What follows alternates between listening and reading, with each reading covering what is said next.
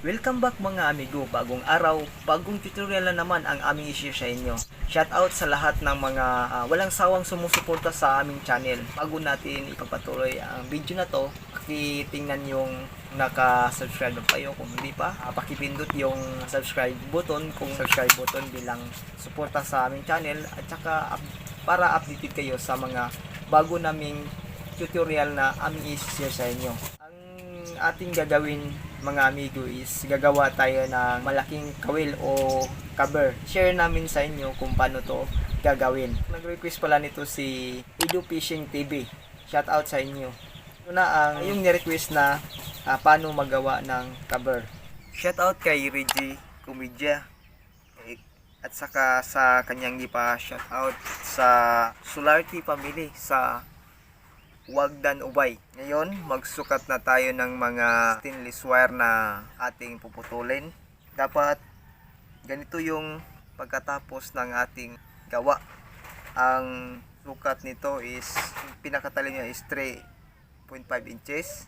Tapos yung dito sa katawan niya, yung nasa tingga is 3 inches.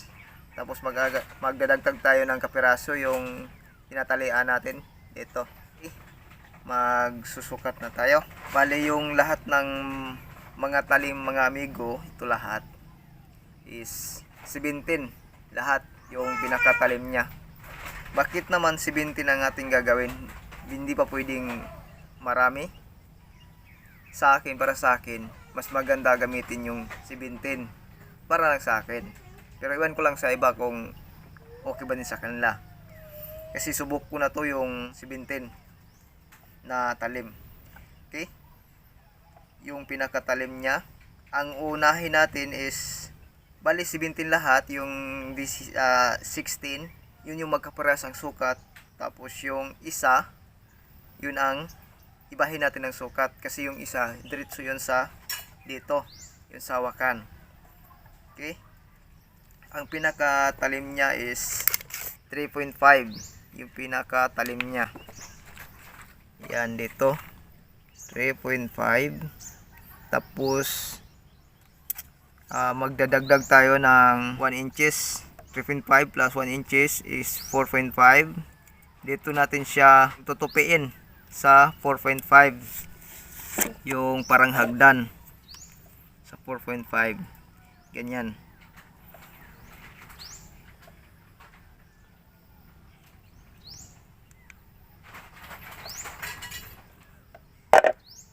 Mga amigo, kung bakit natin ginaganito, para yung ito magitna natin to.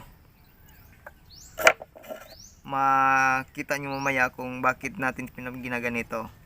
Yan. Tapos ang bali yung katawan niya, pinakatingga is 3 inches. Hindi na natin ano to sa pagsukat, pag diniretso na natin dito. Yung i-diretso natin yung sukat sa 3.5 tsaka 3 inches. Yan. 3.5 plus 3 inches equals 6.5. Tapos magdadagdag tayo ng kapiraso para matalian natin ng nylon. Yan, kahit kapiraso lang.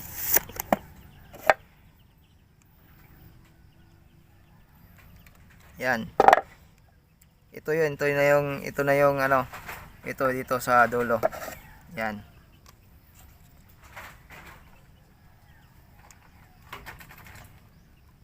Tapos puputulin lang natin dito.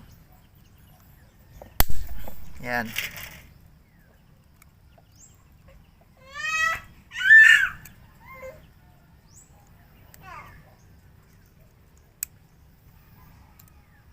Ganyan na yan.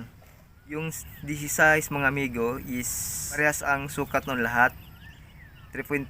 Tapos magdadagdag tayo ng 1.5 inches para ibabaon natin dito sa loob. 3.5 inches. Tapos mag-add tayo ng 1.5 yung ibabaon natin sa tingga, yung matatabunan ng tingga is, ang sukat lahat is 5 inches.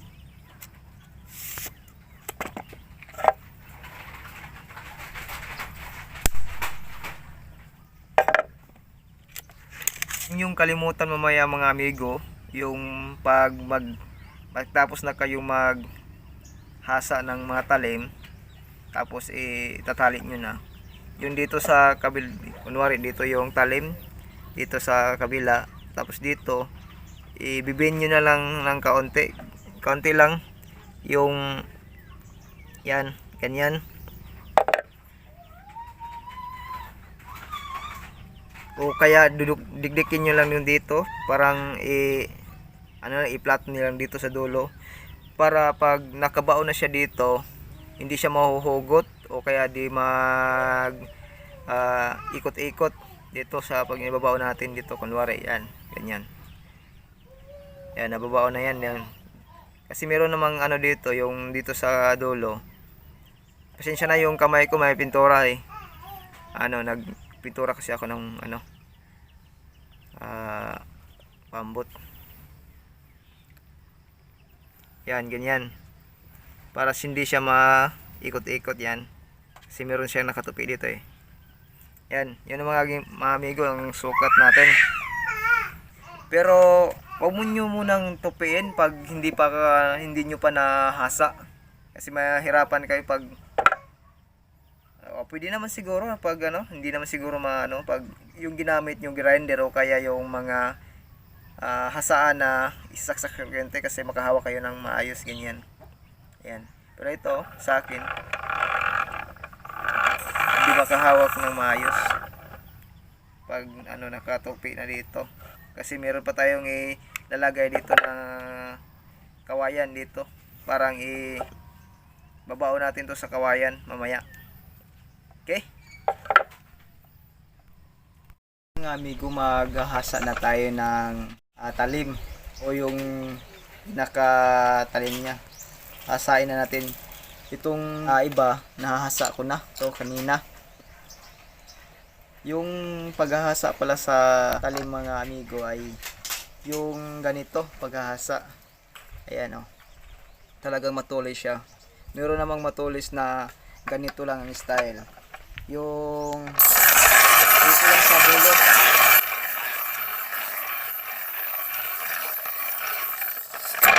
Ayan, merong ganyan na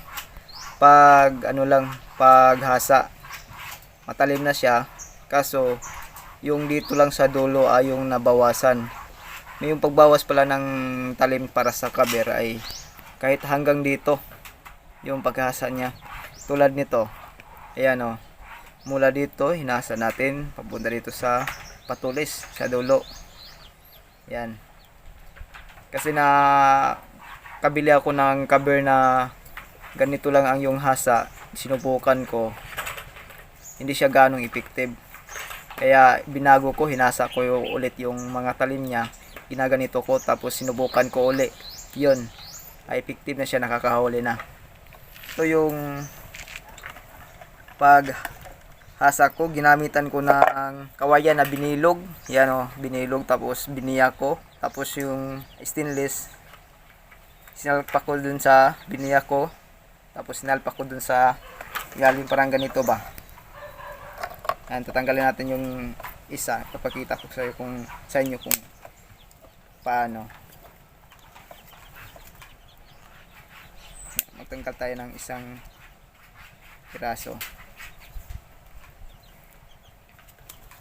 Ayan, ganyan yan, biniyak, tapos nilagyan ko ng dito, yung kanal, tapos yan, ganyan, yan, tapos lalagyan dito, yan, ganyan, tapos tatalian natin dito.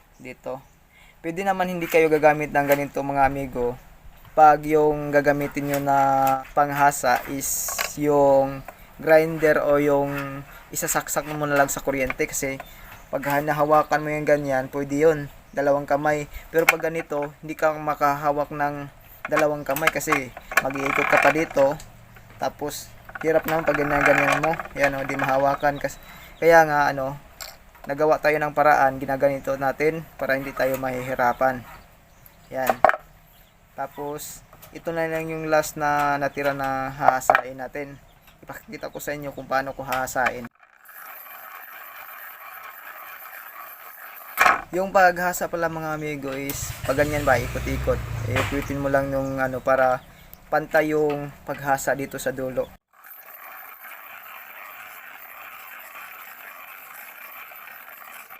Yan. Tapos i-align mo na lang para maging pantay talaga yung paghasa niya. Yan. Tapos dito sa taas, dito natin iipitin.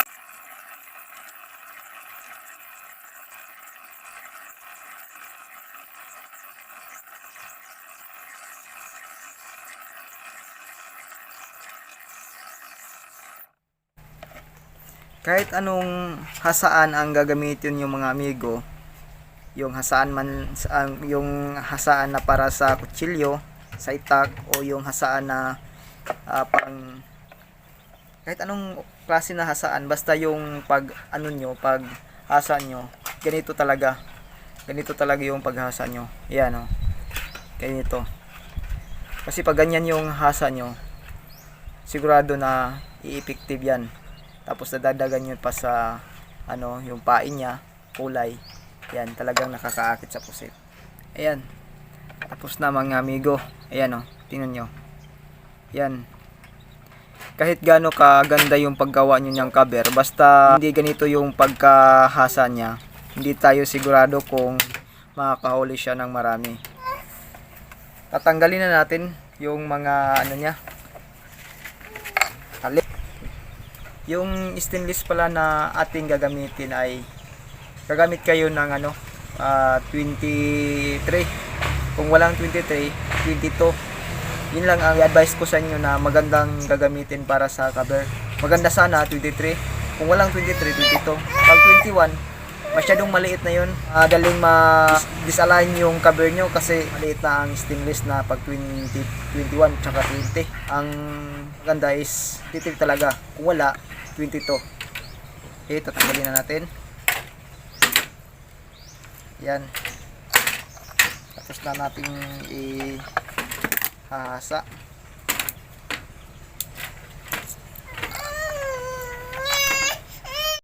Okay mga amigo, kailangan pala meron kayong kawayan. Bulugin nyo lang na saktong-sakto yung 17 na stainless na paikot dito. Saka meron din kayong goma, rubber band, para isusot nya lang dito para di kayo mahirapan. Ganyan. Kung balak nyo pala mga amigo, mag business ng ganito, bibili kayo ng yung mga hasaan na o grinder o yung isasaksak sa kuryente para hindi kayo mahirapan sa paghasa nito, kasi napakahirap paghasain ito pag dito natin hahasain, kasi matagal matapos maghasa. Pero pag kayo lang ang gagamit, pwede lang ganito lang yung bibilhin nyo. Tagal naman masira ng kasi ito sa akin napakatagal na ito, parang na ata 4 years na ata to. Hanggang ngayon dito pa rin, yung kompleto pa rin, mayroon pang hasaan, taka hindi pa naman nasisira, magagamit pa naman namin. Itong paggawa ng cover mga amigo, pwede to sa mga yung hindi mahilig mamusit. Gawin lang business. Kasi pag ganito, marunong kayo ng paggawa ng ganito, hindi kayo mamusit, dadahuin kayo ng mga tao na talagang mamumusit. Kasi sa amin dito, maraming hindi marunong maggawa ng cover kasi nga mahirapan sila, lalo na sa napakahirap ang pasikot-sikot sa paggawa nito. Pero pag matuto ka na, madali lang to para sa inyo.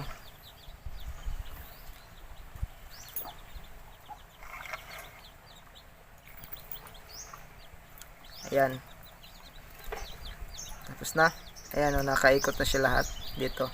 Tapos ang gagawin na natin is papantayin natin yung lahat ng talim dito sa taas.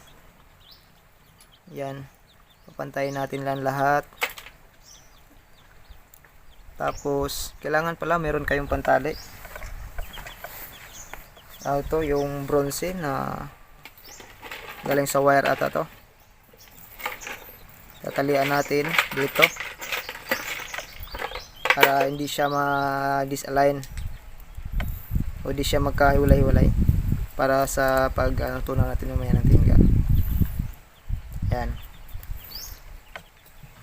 Ito na yung sinasabi ko kanina, diretso sa hawakan. Ito na yung mahaba na yan. Yan.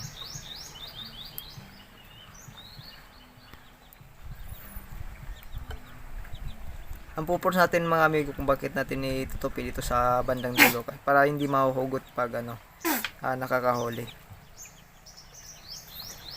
Ayan.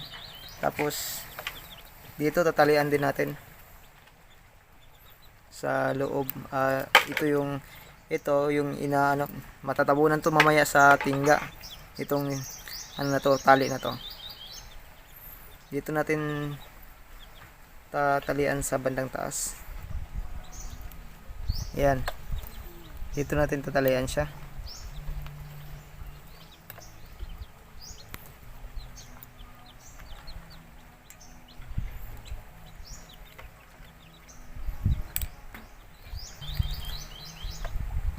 Baka mga amigo merong magsasabi na ay ang hina, bagal. Pero pala lang mga amigo, dalawang bisis o ito pa yung pangalawang beses ko na paggawa kasi nga merong nag-request sa akin kung paano ito gagawin. Kaya ginawaan ko ng paraan para makashare ako sa mga viewers natin. At saka yung sa mga nag-order sa amin ng kawil o cover, pasensya na sa inyo kasi hindi kami makapag-deliver gawa ng medyo malayo. At saka yung sa cover, hindi pa ako nagbibinta ng ganon. Yung gumagawa ko, pangalawang beses pa to. Ito yung try ko na paggawa o ginasubukan ko na at yun ay effective. Tsaka yung sa kawil o sa ranggat, nagbibinta ako pero dito lang sa malapit, ubos na yung mga stock ko. Pasensya na sa malalayo na nag-order.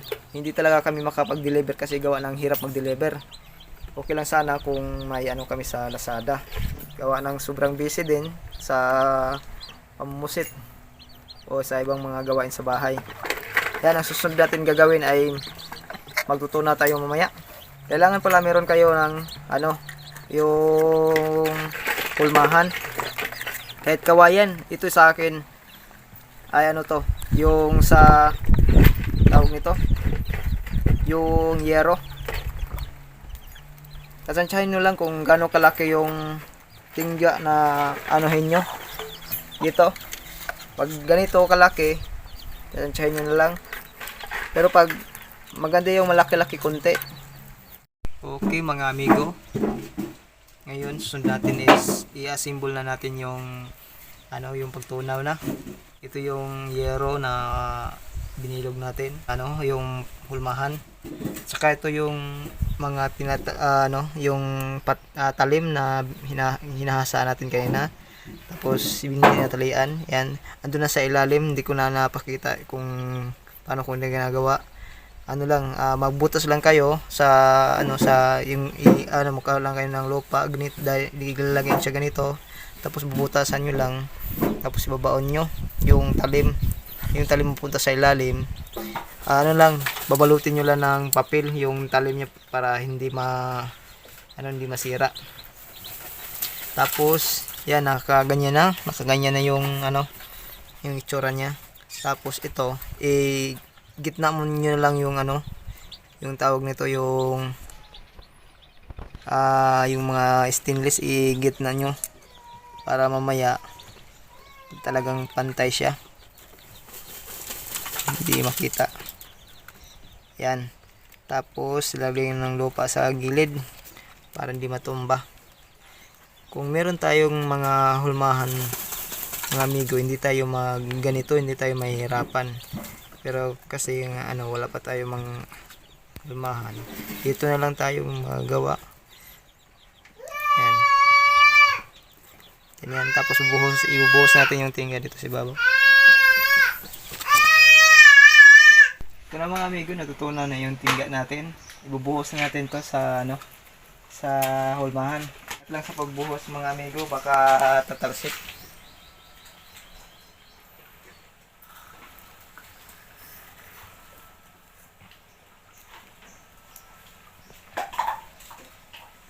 Ayan na.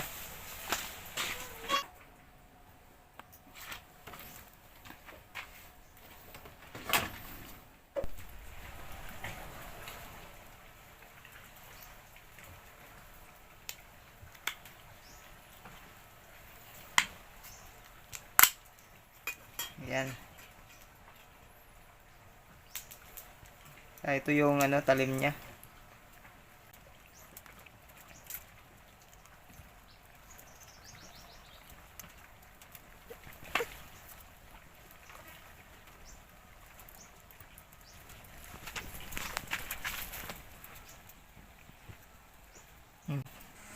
Ito yung yung tawag nito.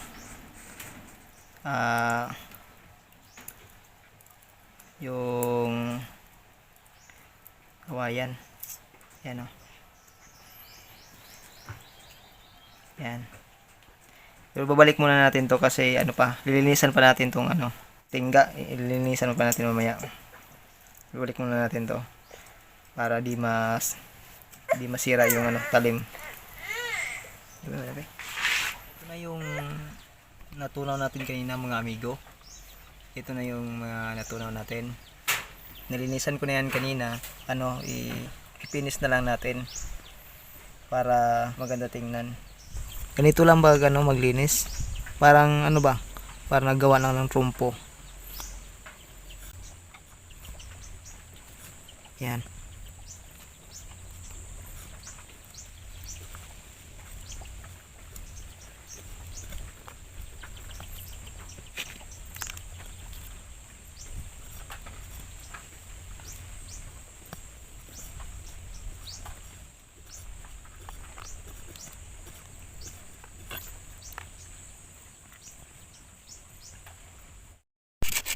Lilihaan natin mga amigo para hindi siya makinis, para kakapit yung pintura. At saka mapantay din yung mga yung pagtanggal ng pagbawas natin ng tingga. Kasi merong parang bako-bako. Hindi pa na grade na kalsada.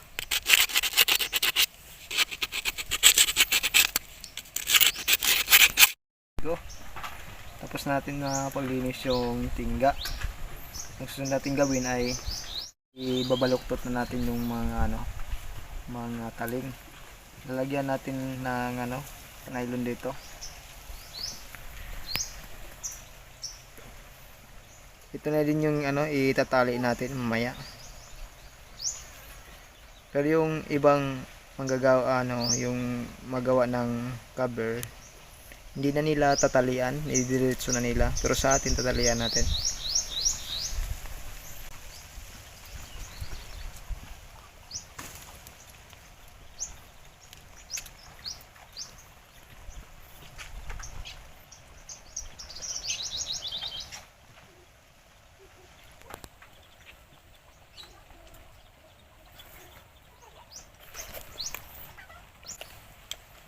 Lagyan natin ng susglo para lalong tumibay.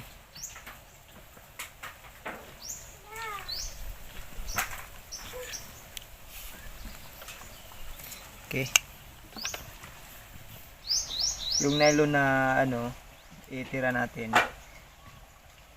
Haban lang natin ng konti. Yung hindi abot ng isang dipa para lang naman dito sa panglock lang man yan.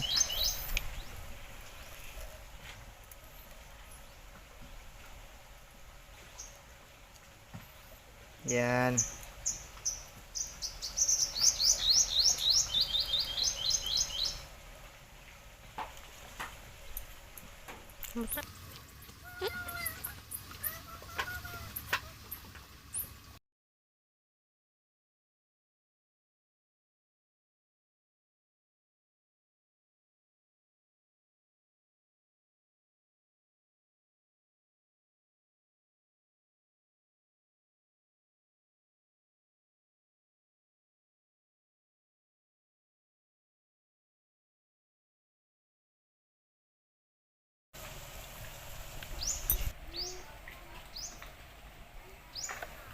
Ayan na. Okay, pwede na natin i-lock. Ganito lang yung pag-lock mga amigo. Ayan o. Tuyok lang. Ganyan o. Ikot. Yan. Tapos ipasok dito sa talim. Yan. Hugutin. Yan. Yan. Ganyan.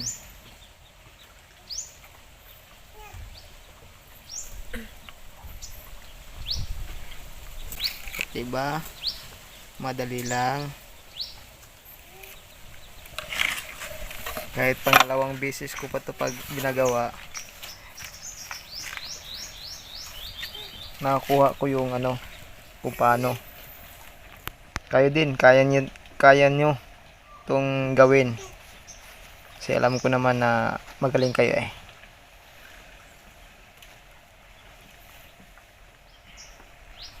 Tapos pangalawang ikot na.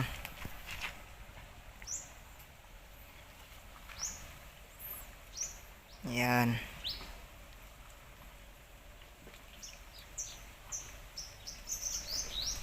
Okay. Okay mga amigo, pangatlong ikot na to.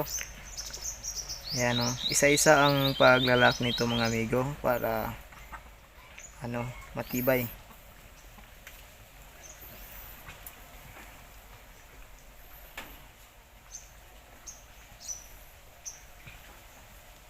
Yan. Tatlong ikot na. Tapos ilalak na natin dito sa baba.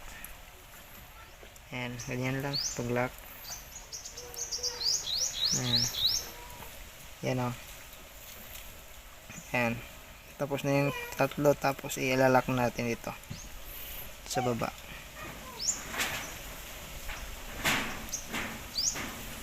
Ayan.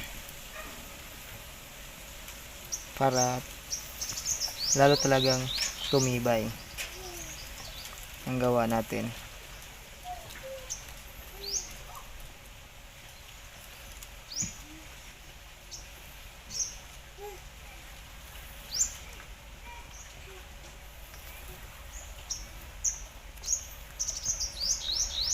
Yan, tapos ulit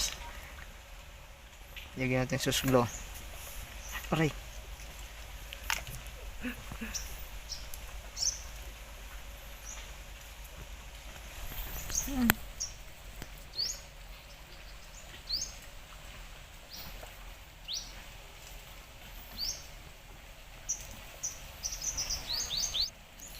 Ayan. Tapos na.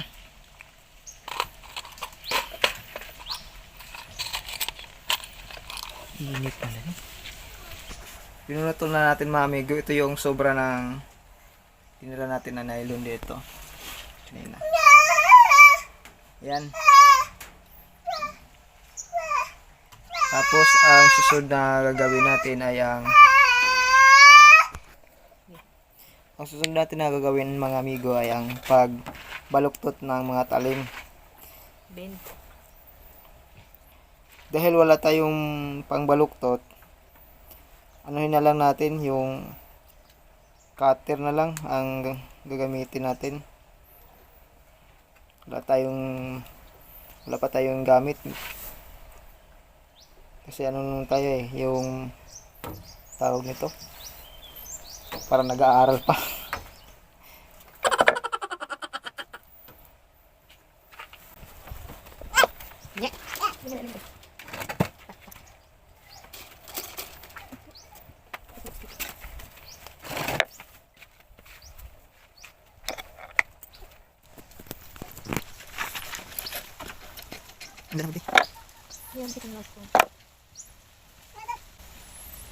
Kaya lang naman pag ano sa daliri.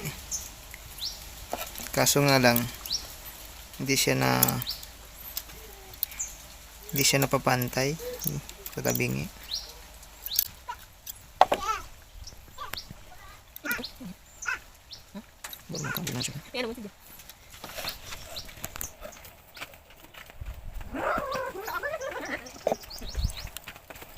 Ang video ba?